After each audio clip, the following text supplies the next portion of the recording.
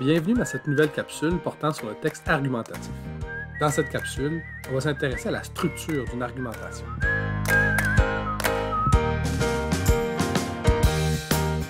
De façon générale, toute argumentation a pour objectif de soutenir une thèse.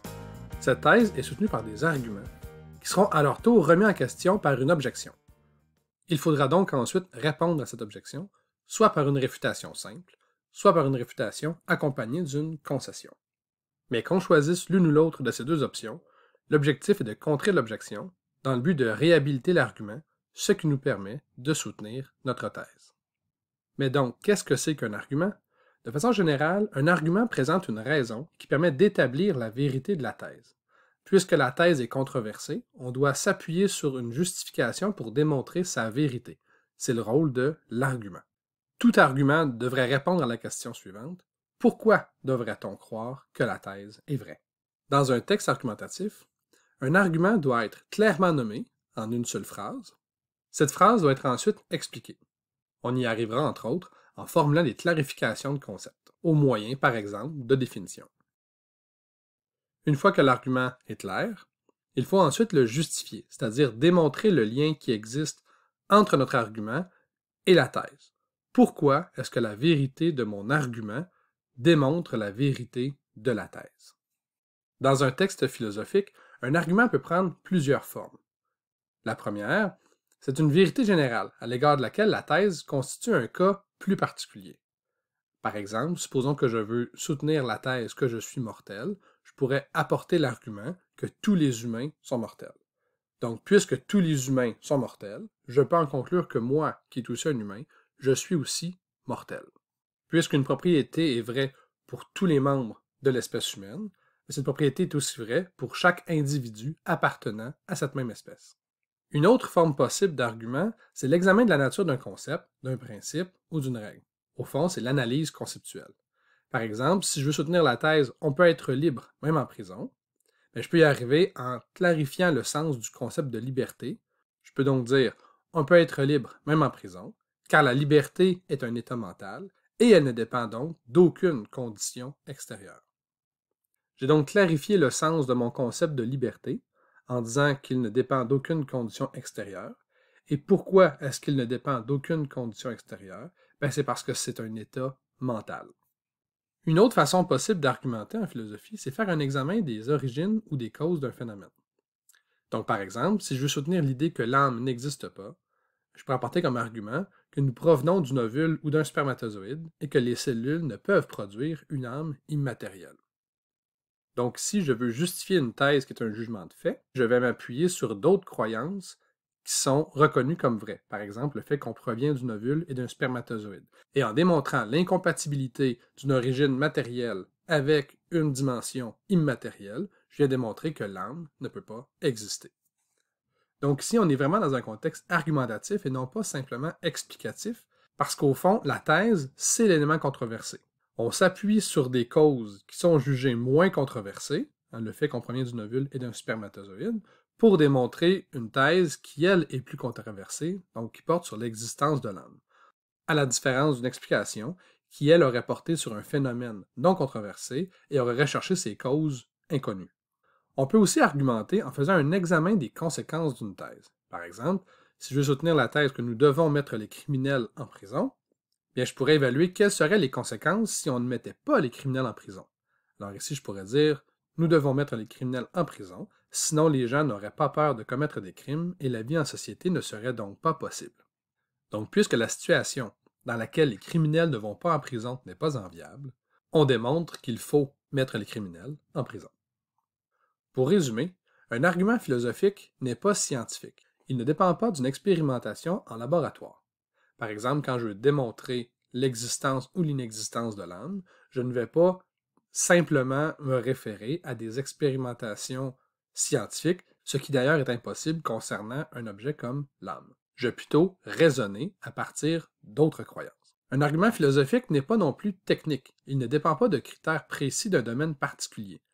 Par exemple, quand je vais argumenter à propos du concept de liberté, je ne vais pas me limiter au contexte de la prison, mais je vais réfléchir à la liberté dans son sens général.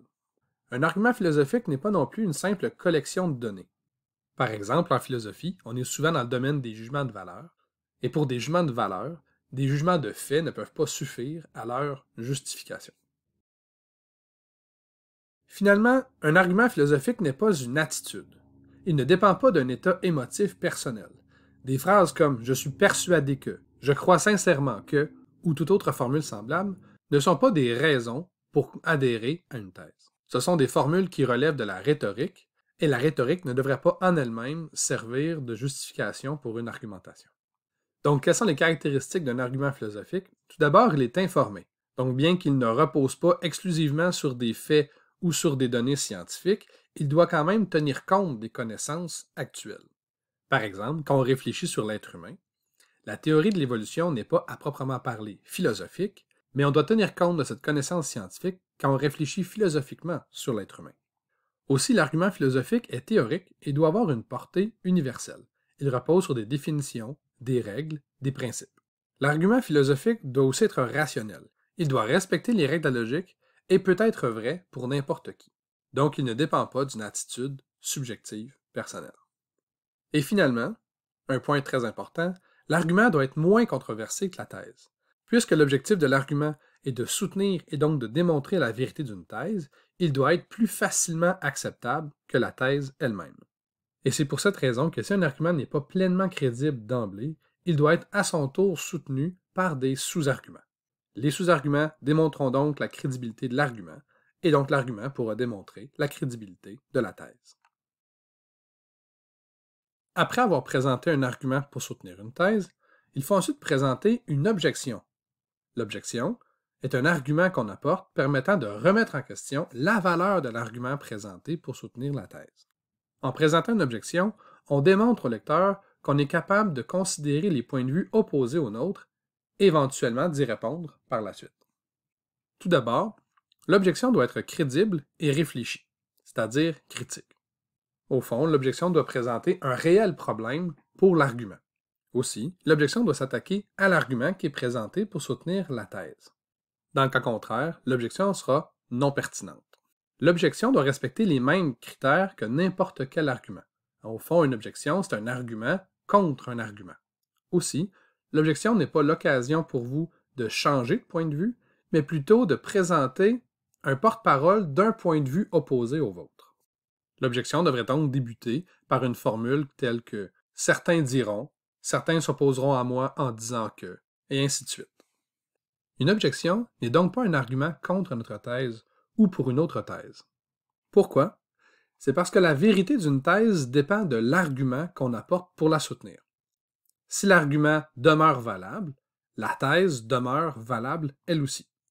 En apportant un argument contre la thèse ou pour une autre thèse, on démontre soit qu'on peut répondre de manière contradictoire à la question qu'on est en train de traiter, soit que deux thèses opposées peuvent être vraies en même temps. Mais on ne remet pas en question l'argument qu'on a présenté. En ce sens-là, l'objection n'est pas pertinente.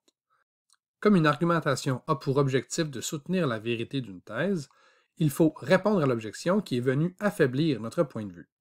La réponse à l'objection apporte donc un argument qui permet de rétablir la valeur, c'est-à-dire la crédibilité, la pertinence, la suffisance ou la cohérence de l'argument présenté pour soutenir la thèse. Pour les mêmes raisons que l'objection, la réponse à l'objection doit être aussi crédible et réfléchie et doit s'attaquer à l'objection présentée. On peut répondre à l'objection de deux manières, soit en faisant simplement une réfutation, soit en faisant une réfutation qui sera accompagnée d'une concession. Lorsqu'on fait une réfutation simple, on se contente de rejeter ce qui est présenté dans l'objection. Lorsqu'on fait une réfutation accompagnée d'une concession, on rejette ce qui est présenté dans l'objection tout en reconnaissant la vérité ou le bien fondé d'une certaine partie de l'objection. Évidemment, ce qu'on va concéder doit être une partie négligeable ou mineure de l'objection. On ne pourrait pas concéder ce qui fait le cœur de l'objection. Dans ce cas, l'objection ne pourrait pas être rejetée. Dans tous les cas, la réponse à l'objection doit se terminer en démontrant que l'argument soutenu est bon et que l'objection ne permet pas de remettre en question l'argument. Quand on répond à une objection, on ne doit pas se contenter de répéter l'argument qu'on a présenté. On ne doit pas non plus présenter un nouvel argument. Ce faisant, on concéderait complètement le point de vue à l'objecteur.